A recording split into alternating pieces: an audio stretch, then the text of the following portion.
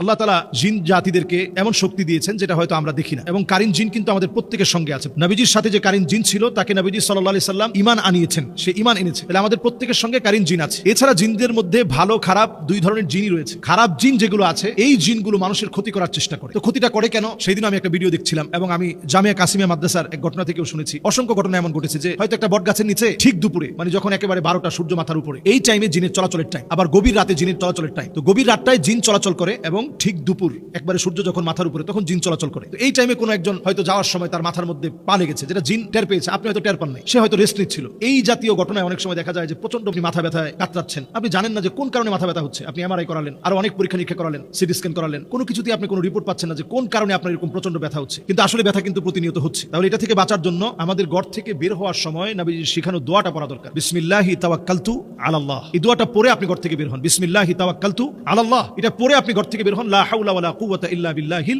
আলিয়্যিল আযীম পড়ে আপনি বের হন। আবার যখন আপনি ঘরে প্রবেশ করতেছেন, জিনের দলটা যেন আপনার সঙ্গে ঢুকতে না পারে, যেটা আপনাকে এই যে যেটা বললেন যে বাচ্চাকে নিয়ে গিয়ে করে ফেলেছে, জিনের একটা দল আপনার সঙ্গে ঘরের ভিতরে ঢুকে প্রতিনিয়ত, যেটা হাদিসের মধ্যে আসে। এটা থেকে বাঁচার জন্য আপনার আমার প্রয়োজন ঘরের ভিতরে ঢুকতে আপনি বিসমিল্লাহ বলে ঘরের ভিতরে ঢুকেন, সালাম দেন, আসসালামু আলাইকুম ওয়া রাহমাতুল্লাহ। এতে যদি কেউ নাও থাকে আপনি সালাম দেন, জিনের দলটা তখন বলবে যে আজকে আর আমি ঘরে ঢোকার সুযোগ পাই নাই। আর যদি আপনি সালাম না দেন,